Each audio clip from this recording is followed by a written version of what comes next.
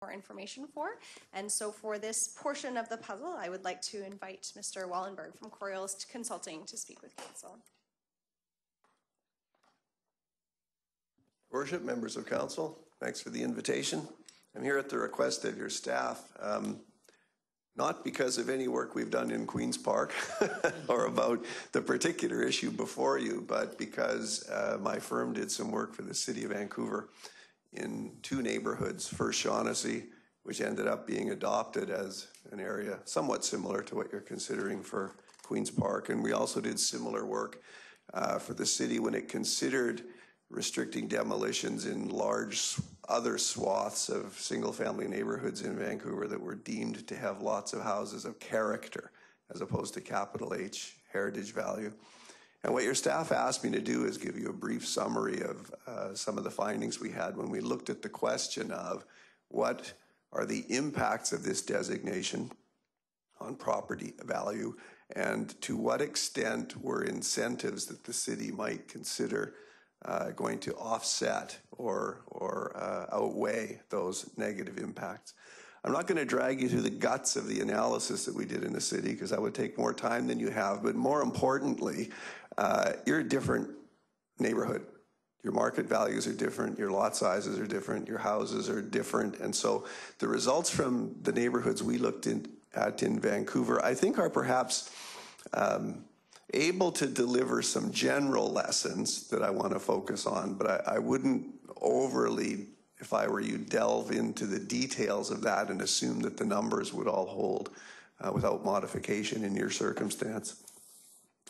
So the city proposed in both of these areas, basically First Shaughnessy and the character home districts, to impose significant restrictions, if not outright prohibition on demolition in order to protect houses that were deemed to have heritage value or character.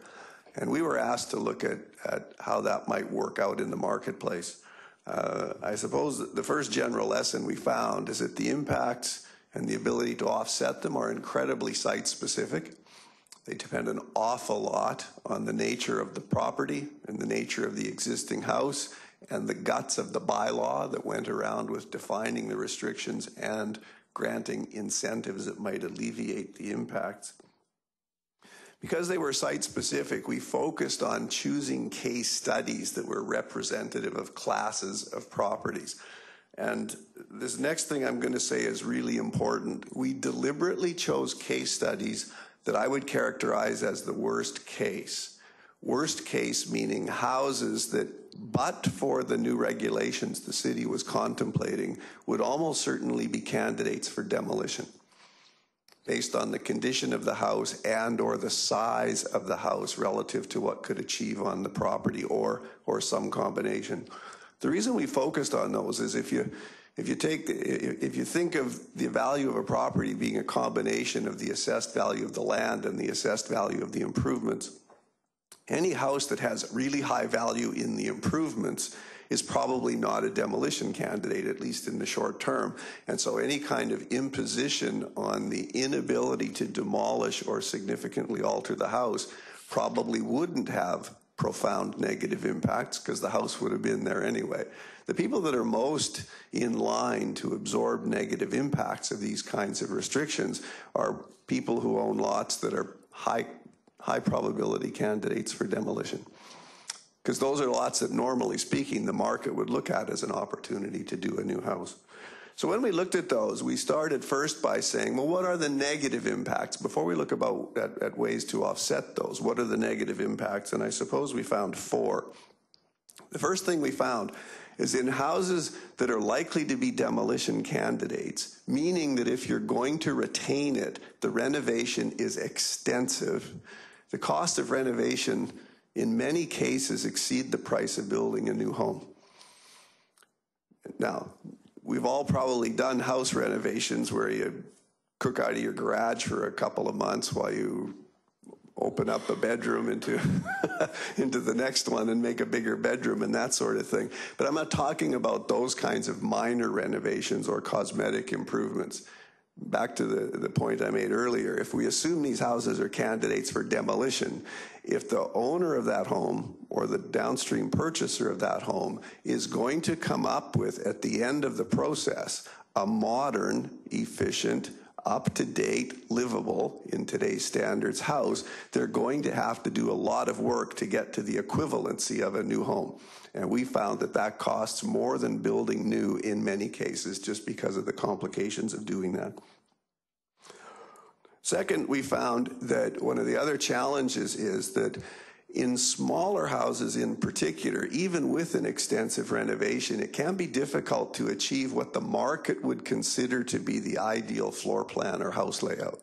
I mean, like it or not, we've reached the point in the world where if a bedroom doesn't have a bathroom beside it, you might as well be living in a third world country, right? I mean, you know how the housing market works. Expectations have significantly increased, not necessarily good from a sustainability perspective, but there you are. People expect certain sizes of kitchens, certain sizes of dining room, certain sizes of entertaining spaces, and all that sort of thing. The smaller the house, the harder it is to turn that decades-old floor plan into a modern one, adding additional cost even beyond the premium of renovation versus new construction.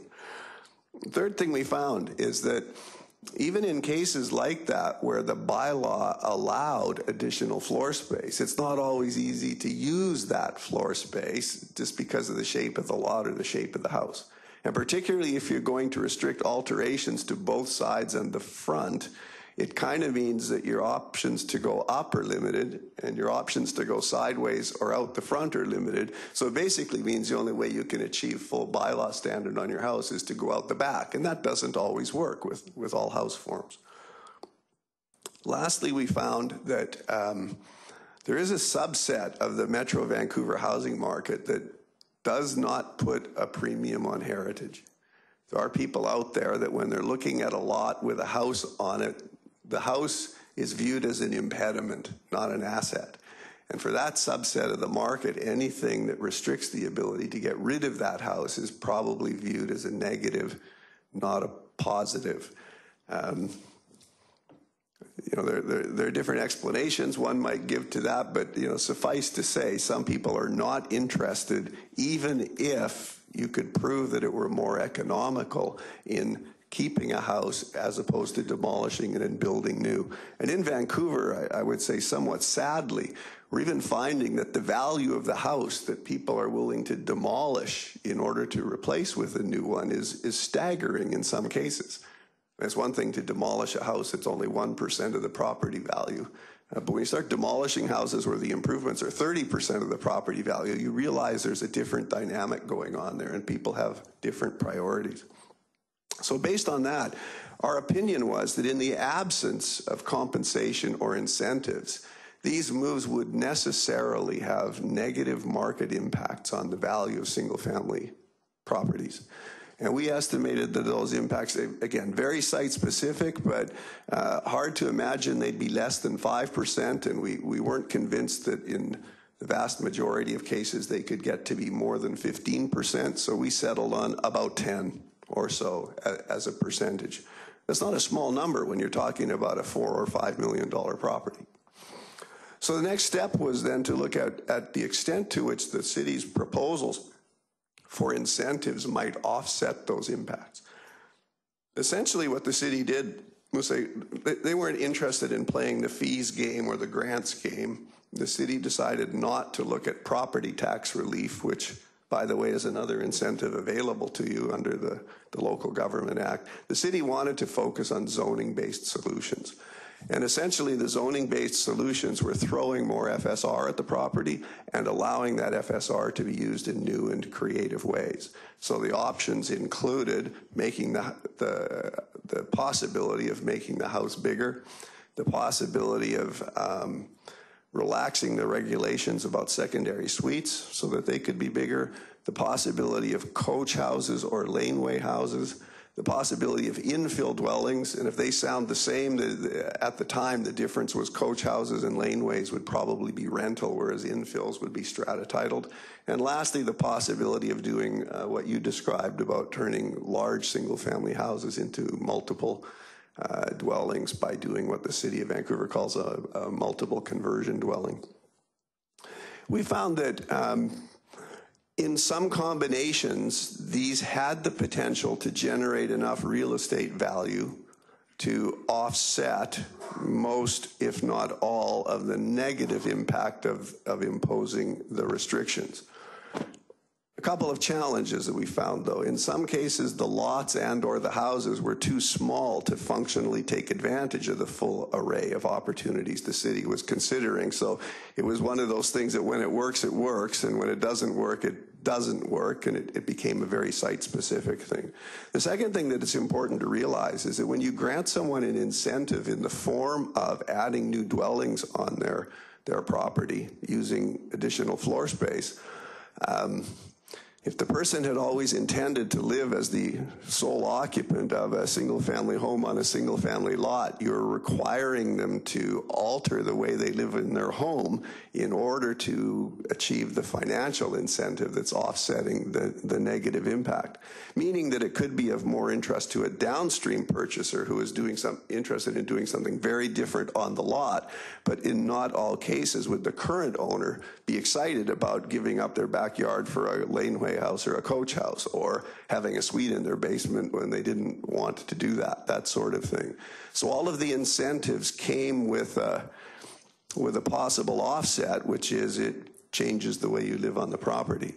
In virtually no cases did we find that there would be enough value created that we would achieve, I suppose, playing a bit of semantics, what you'd call a capital I incentive. Hey, look if our house is designated this way and we get to do all this cool stuff, we make it a bucket of dough and everybody lives happily ever after. In most cases, we end up characterizing these almost more as compensation than an incentive, finding ways to make the homeowner whole by reducing or eliminating the negative impact. Interestingly enough, in First Shaughnessy, where almost all the houses are big and almost all the lots are big as well, we found in most cases these could work.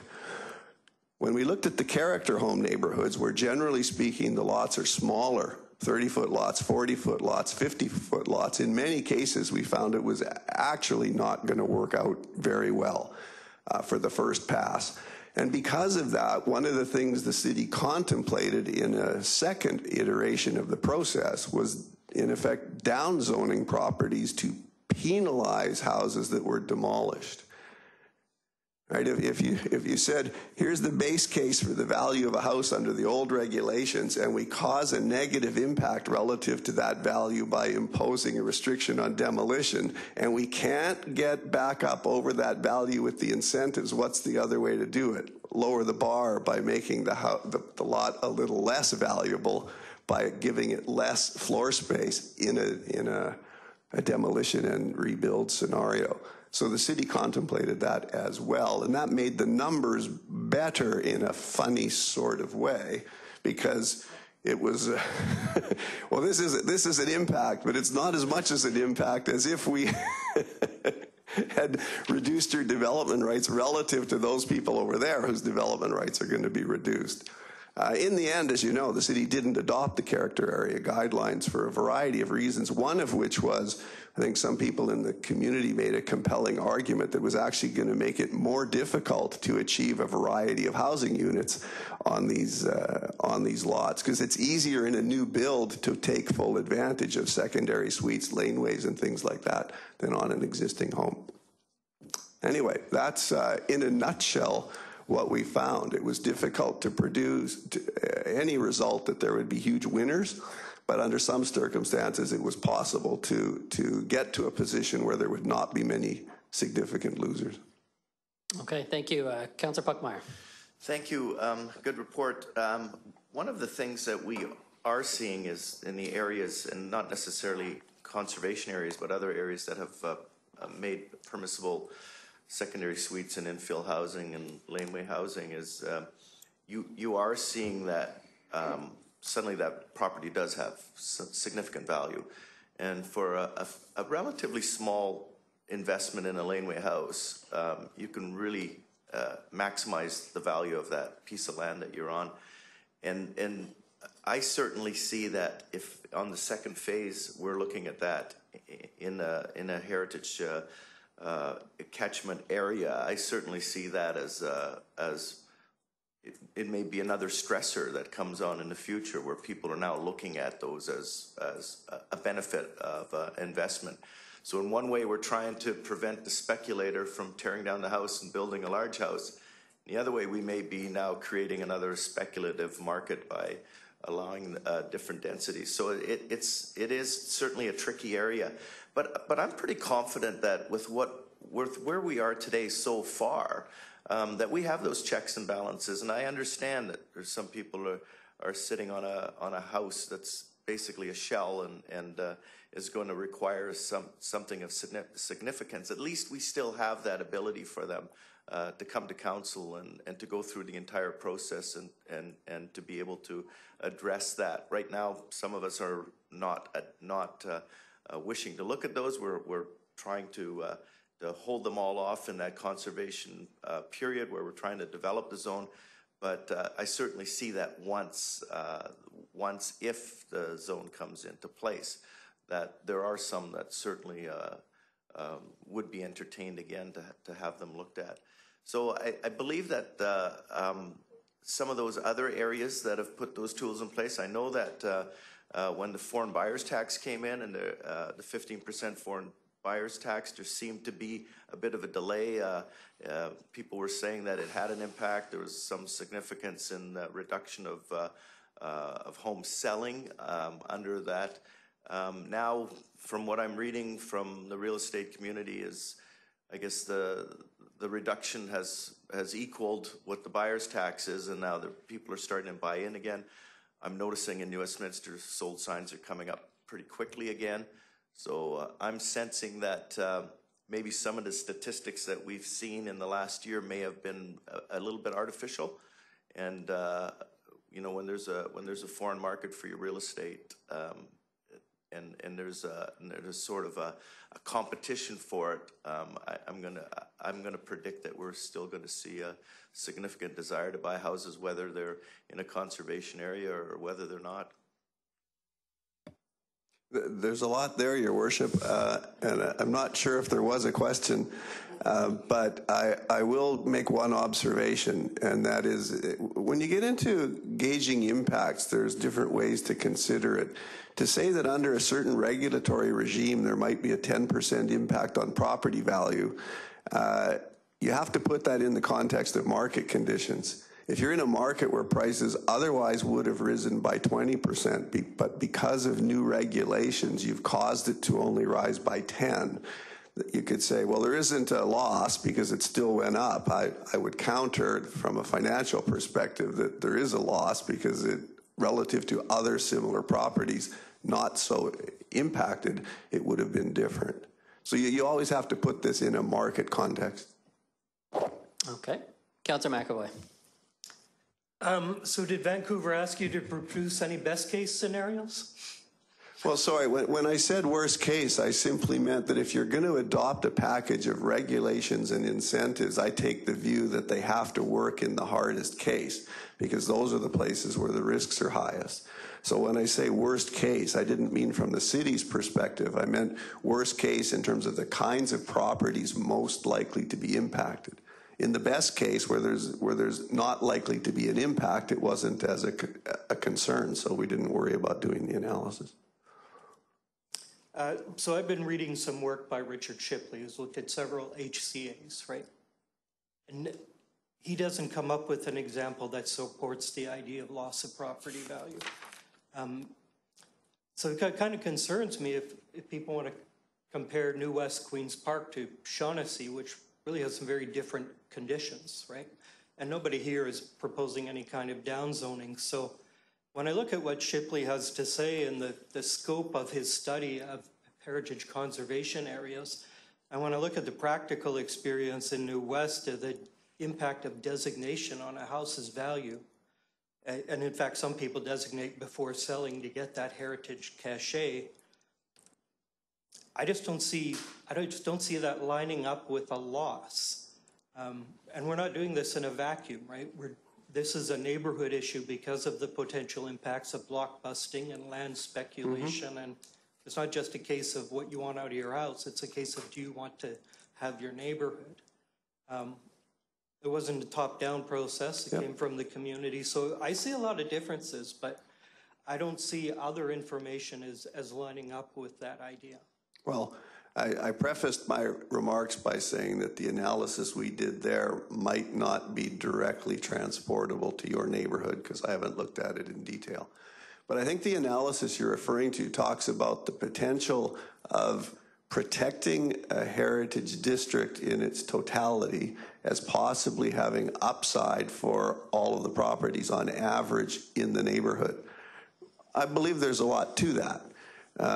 I would say, though, that it works best when there's a neighborhood that I would say is highly consistent in terms of lot size, house character, streetscape character, and all properties are affected somewhat similarly and not particularly negatively. You could characterize that as taking a good thing and taking the right steps to make it better. But I would suggest that even in places where it's always working, where it's working to the general benefit of the whole neighborhood, with a little digging, one could find individual properties where you would say, notwithstanding that this appears to be good for the whole neighborhood, and notwithstanding that this even appears to be good for, make it up, 80%, 90% of the properties, I guarantee you we could find properties that because of their lot size or their house condition, that depending on the nature of the regulations that you impose on them, you could demonstrate that there are some cases where even if the overall neighborhood's going up, some won't benefit from that to the same extent. I think that's an important point. But, Well, I understand the point you're saying, which is it would be possible even of 80 or 90% of a neighborhood benefit, but there would be some who would not be able to take advantage of particular incentives. Yeah. That's correct? That's my understanding? Well, that's right, and it's not too hard to come up with an example. I mean, let's invent a hypothetical neighborhood of 100 houses, all of which are 4,000 or 5,000 square feet and in really good condition and outstanding heritage character, and not too much of a stretch to upgrade and retain them to everyone's mutual benefit. Except there's one house in here that's 182 square feet. It was built in 1894 and must be kept because it was the first house built in the neighborhood with no alterations. I mean, you'd be hard-pressed to say that that property owner would be well served by not being able to alter their house. So in what we're looking at in New West, people in those unique situations wouldn't be prevented from saying, you know what, I got no incentive that applies to my property. I want to do something else and I want to apply to demolish. There's nothing that would be preventing that in New Westminster's case in terms of what we're looking at now. What did Vancouver do? Has Vancouver effectively said no demolitions? What kind of condition or policy have they created around that? Well, the city didn't implement the character area piece. I guess I should say yet, but you know, as of this time, they haven't adopted it. In Shaughnessy, there's basically a freeze on demolition, but there is, I mean, you can go through a process if you can demonstrate that that's unworkable. So how onerous that process is and based on particular circumstances of I think that's very informative, actually, what you've said. Yeah.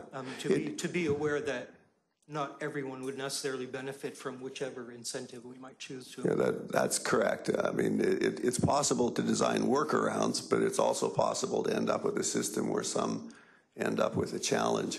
It's and I don't know much about the system that you're proposing, but I will make a general comment about systems and how they work.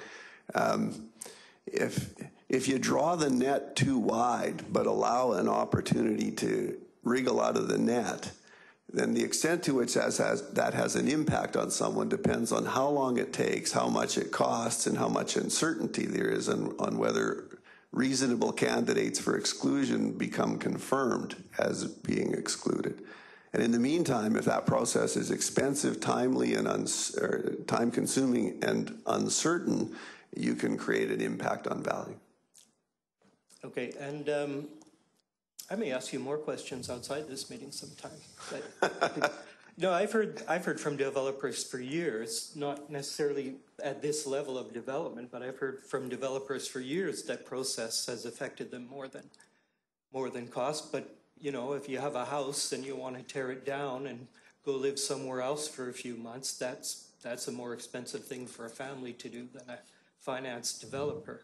I have one more question for you. You might have already answered it, but there are no grand Edwardian manors in Queen's Park where, you know, if you tore down that manor, theoretically you could build a 20-story apartment building or a strata or something, right? But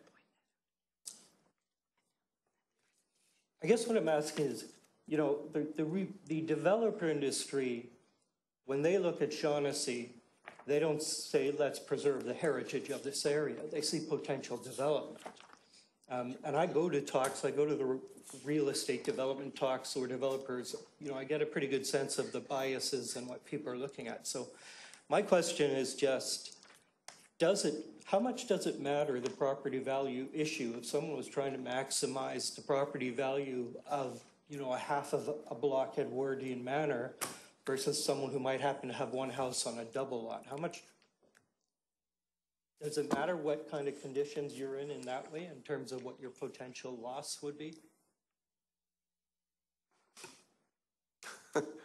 I'm not quite sure where you're going with that, because I suppose two different things occur to me. One of them is that we found that the larger the property, the easier it might be to take advantage of the incentives, because there was room on the property to accommodate the coach house, the laneway, the infill, or whatever. And so we found in those very large properties, there could be the financial ability to recover. But as I said earlier, most of these houses are single detached homes. They're not development sites of the sort that would appeal to large scale developers. So the real issue is, what have you done to the value of the home from the perspective of the current owner or the next purchaser of that home? So that's one way I could respond. I guess the other way I could respond is, if you mean, well, if your house is already worth $15 million and now it's only worth 14, is anyone going to cry in their beer for you? Well, maybe not, but there is a principle at work there. Great. And we don't have those yet. Was there, I'm sorry to ask so many questions. No, it's okay. That's why we're having this discussion. One of the things that concerned me leading into this discussion is blockbusting in Vancouver, which is well outside the realm of Shaughnessy and your report. But, you know, I know talking to councillors in Vancouver, and in some cases just driving down streets, that there are larger numbers of single-family homes being purchased in order to have the potential for a larger development. And in fact, my great aunt Lena, who's 91 years old, just made a bit of a killing because she sold her duplex to someone who wanted to build townhouses there. So, you know, I'm wondering if Vancouver, at some point in its HCA process, looked at the real estate market as a potential concern or a motivation. And was it, am I going outside the realm of what you can tell us now? Well, no, I don't think you're going outside the realm. I won't tell any tales out of school, but I would say in Vancouver, one could divide, I suppose, all existing low-density neighborhoods up into three categories, in a sense. You could say one category is places where the city has already, or is in the process of, telegraphing that there's likely to be density increases. So the Cambie Corridor is a good example of that. Grandview Woodlands is an example. I mean, there are neighborhoods around like this. In those cases, not surprisingly, people, as soon as they got wind of that, began to assemble properties, because it's hard to turn one single-family house into a higher density project. You need 4 or 5 of them.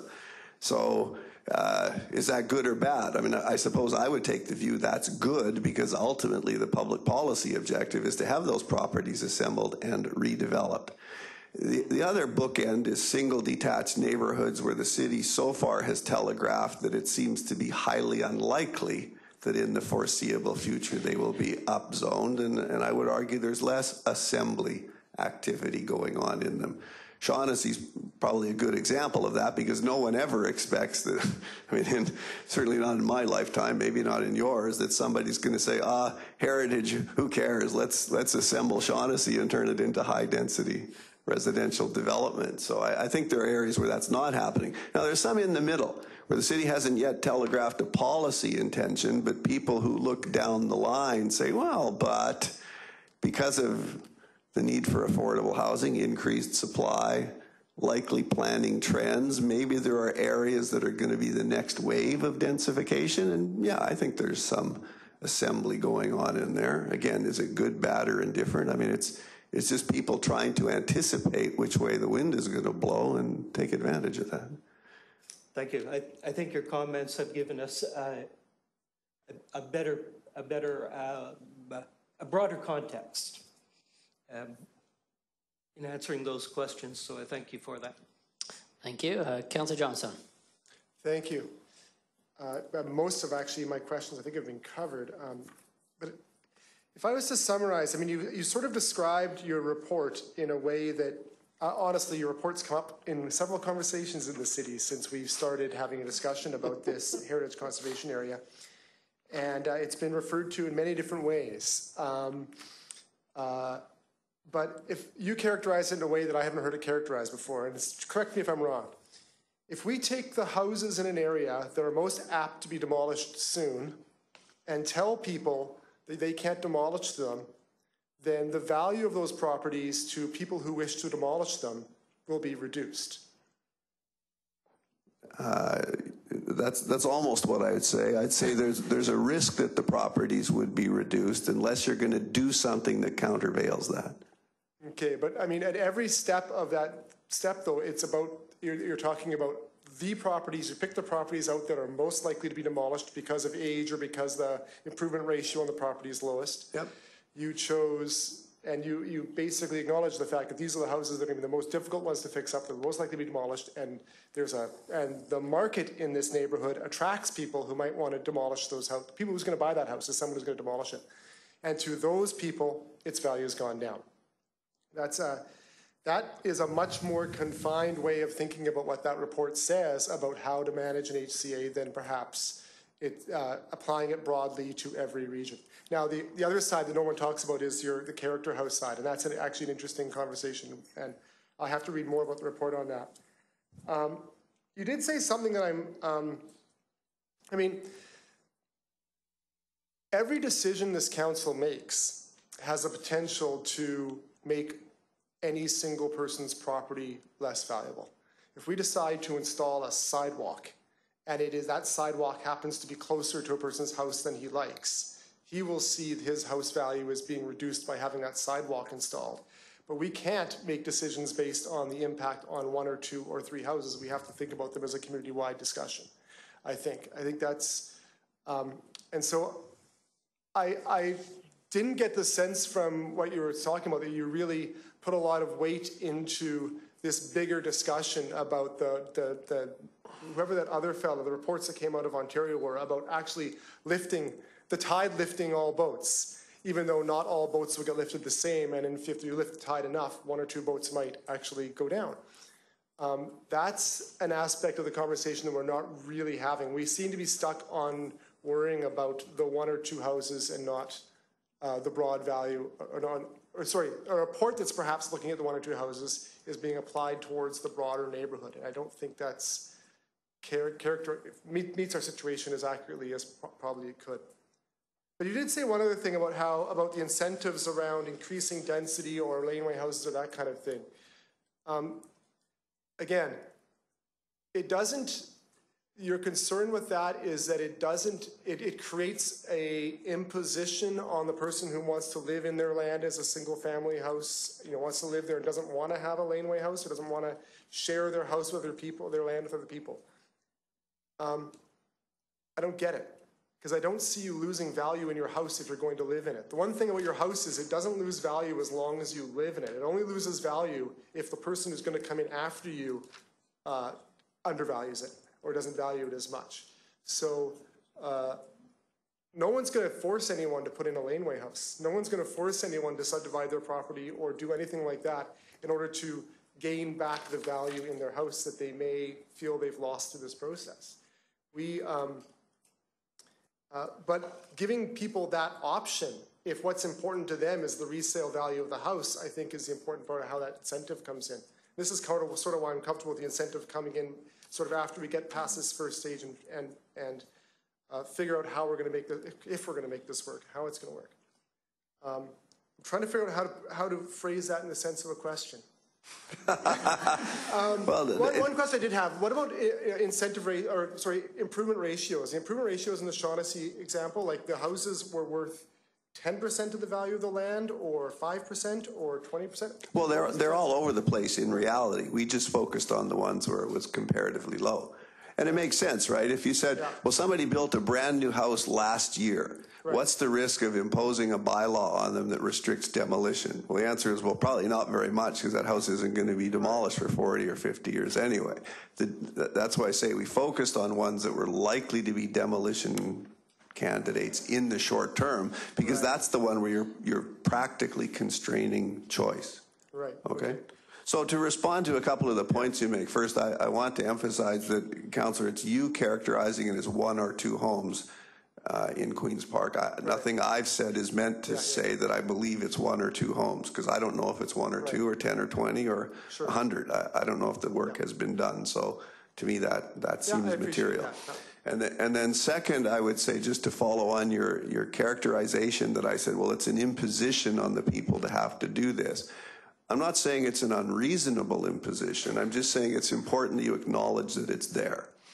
Right? It's a little bit like if I caused an impact on you of some sort and you decided that was worth $50,000, and I said, well, I'll tell you what, I'll give you a choice. I'll either give you $50,000 cash, or here's a complicated task you can go complete, and at the end of that task, you might get $50,000. Which are you going to pick?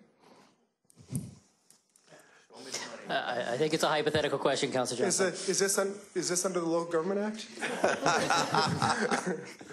Thank you. Thank you for coming in and taking your time to sort of give us a little more viewpoint into your report. Thanks. Thank you. Councillor Harper. Just a couple of questions. Number one is your study included mostly just the at-risk kind of. That's what we focused on, yeah. But you focused on it. What about the rest? I mean, first of all, what percentage was that of the total neighborhood? You know what, I can't remember. And when you say, what about the rest, I would say, well, in the short term, they don't have a problem, because by definition, they're houses that wouldn't be perceived as demolition candidates. So in the short term, there's no downside to making them keep them. No, but it'd still be maybe more value to them to demolish their house and build a new house, a bigger house. Well, except we were trying to find that cutoff where that probably wasn't the case, where the market would be unlikely to look as it. Yeah. You know, as I said, my example's a bit extreme, but if you just finished building a new house yesterday and then somebody imposed a bylaw that said you can't change your house materially, you might say, well, that's a bit of a snore because it's a brand new house. I just finished it. It's probably not for 40 years before it's an issue. Yeah, but then there's a general question as well, is whether or not sort of heritage houses in general that are in decent or good shape are the same as other houses in the community. Yeah. Well, the issue of value. Or are they actually more value, and people like to live in those kind of houses and are prepared to pay more to have that kind of house? That question hasn't been resolved here at all, as far as I can see, unless you have the answer to that. No, I don't have a universal answer to that.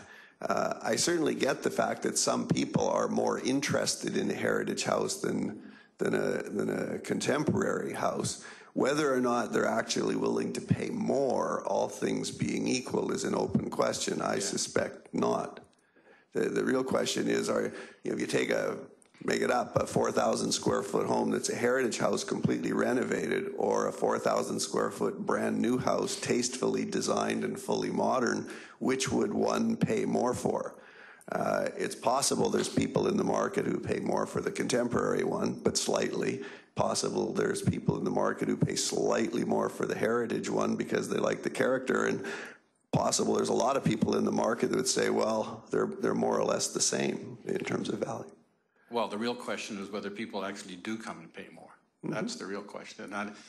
So what I'm taking from the answers is, there's, at this point in your mind, there's no answer to that question. Well, I don't know what the answer is in Queen's Park, and I would say But the work. Generally speaking, Well, the work that we talk about Victoria, you could talk about the kind of studies that have taken place in Ontario. You know, I'm assuming you've looked at all of those. Yeah, we have. Here's the challenge. Okay, it comes down to what is it that people are paying for. You know, and when you buy a heritage house, are you buying it because it's a historical artifact, or are you buying it because it's a particular design aesthetic and a bundle of materials and a color palette that you find appealing? To the extent that, you know, I mean, if you designed a clone of a beautiful heritage house but built it in a completely modern way, would you say, no, someone will still pay more for the heritage house because part of it was actually built in 1910? I don't know what the answer to that is. Okay, so we don't have an answer for that. Okay, because many people have walked into this chamber and said, I'm opposed to this whole program because my house is going to be reduced in value. And what you're saying is, that's not necessarily the case, but there is a group of housing that's very specific. It could be the size of the house, it could be the way the lot is structured, or a number of those kind of characteristics that actually ends up becoming, yeah, some people do lose some value. So that's what I'm hearing. Yep. Okay, good. So the other question was, unless there's the incentives actually come into play, and I think that's where the incentives do become quite critical, because in terms of overall value, because I think also what I heard you say was the kind of incentives that we're talking about and what Vancouver instituted actually offset all of those negative kind of values for those particular houses. And I don't think you said the percentage of all the houses in Shaughnessy, what percentage were in that category that were negatively impacted? We're looking at 5, we're looking at 30, we're looking at half. I mean, there must be some sense of that. Well, my view would be all of the properties that were likely demolition candidates would have been. But you don't know what the percentage is? I don't remember. Okay, because I think that's an important question. I mean, it's certainly an important question for us. Well, you often coming to grips with that whole question of value, right? Because it's really trying to address the issue. What I would urge you to do is not try and make any generalizations about Queen's Park based on what you might read about work that was done in Shaughnessy, because the extent to which properties in Queen's Park will be impacted depends entirely on the nature of the lots, the nature of the houses, the regulatory structure you're proposing, and market conditions in that neighborhood. And I think it's pretty subjective, quite frankly. There's an element of that. And, well, I mean, New Westminster is attracting people because of a number of factors. Mm-hmm. And one of them is its culture and its heritage, right? People like that kind of stuff. And so one could actually make the argument that somebody in the West End's house is actually overvalued because of the heritage in Queen's Park. And by demolishing all the heritage buildings in Queen's Park, you actually may be driving housing prices down right across the board in New Westminster. An argument could be made to that effect, because that is one of the key elements, I think, why people like to come to New Westminster and bring their families here, is the kind of heritage. We recognize that in all of our strategic plans and our OCP and a whole series of things. So, but to quantify it is a whole nother matter. And so that's when it becomes quite subjective, trying to look into the brains of somebody who is actually coming here to buy a house, mm-hmm. which is very interesting. So I just wanted to clarify those matters, because to me, the whole issue of whether or not a house is raised in value because of a conservation area or lowered in value it's not answered here at all, except for maybe some very particular properties. And those all go to the issue of incentives. So I think that's accurate. Okay, Councillor McAvoy. So I'm apologize if I'm circling, but I just want to make sure I accurately understand things. So part of the context here in terms of asking about your report is that there's been information circulated in Queen's Park, which says that people would lose, it doesn't say might, would lose 17% of the value of their home in a heritage conservation area. And this is an HCA that still allowed demolition applications. Whether or not they would get approved is another matter. But so, you know, it's so specific that 328 Second Street, 17% loss, what that would look like. 215 Second Street, 214 4th Street. Is your report or your work in Vancouver a basis where anyone could fairly link it to saying how specific addresses in New West would lose 17% of their value by X amount because that's what happens in an HCA?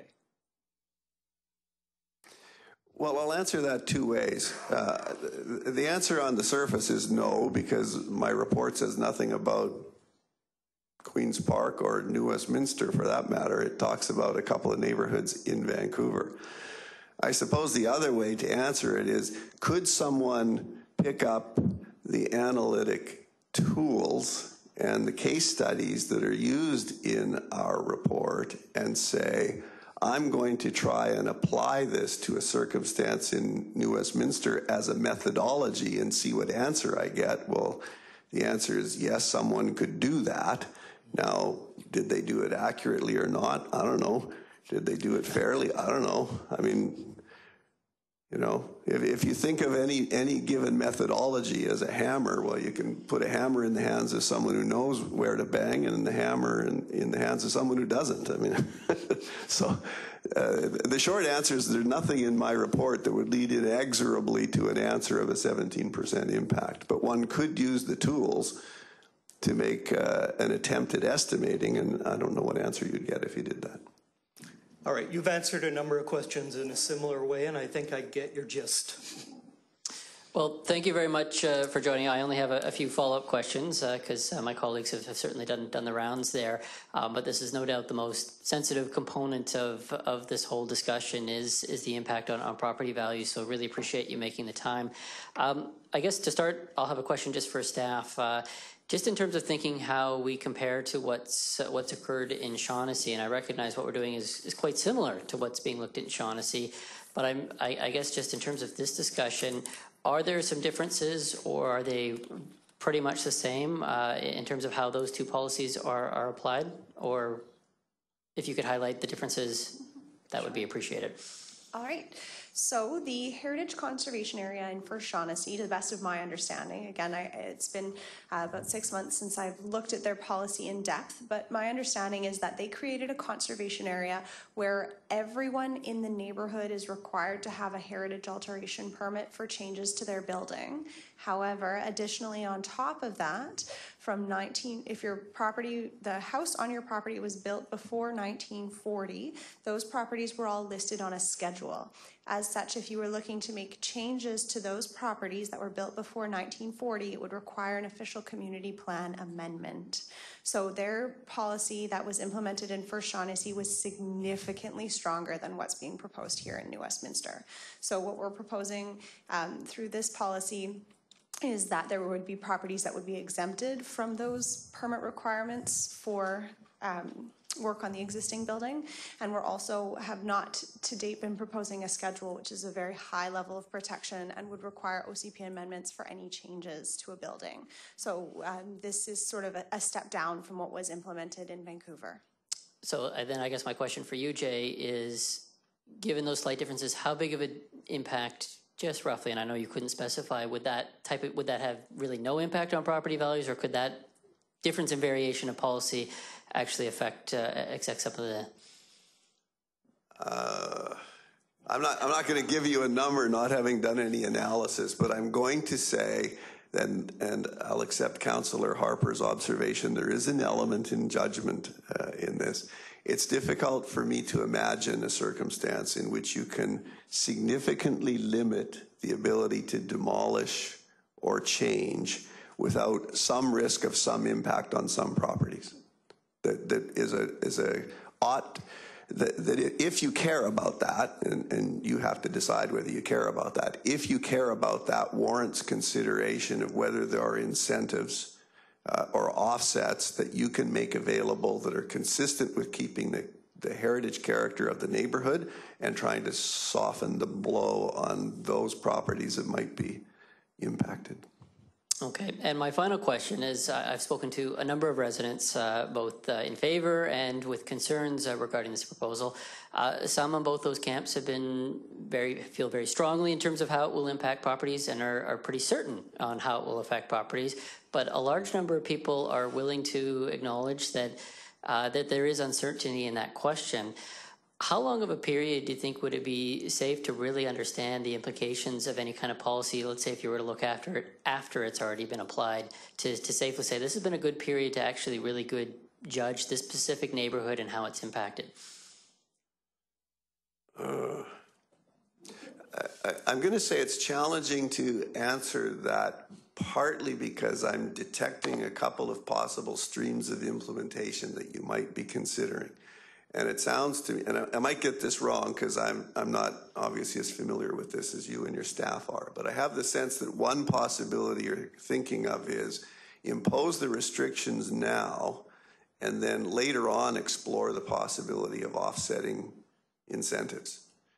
The other possibility I gather here is, let's bundle this all together and try and figure out the incentives to communicate them at the same time. So my opinion is that in the former, impose the restrictions now and possibly explore incentives later, I would expect there to be some risk of impact almost immediately, because the market would see no clear path to, are we going to come out of this okay if we happen to be in that subset of properties that's at risk of impact. Okay, it's not quite where my mind was going, but fair enough point. I guess my question to staff on this one, we were going through an OCP process, and the last time we discussed it, we talked about having a kind of a review after 2 years and looking at very certain specific things.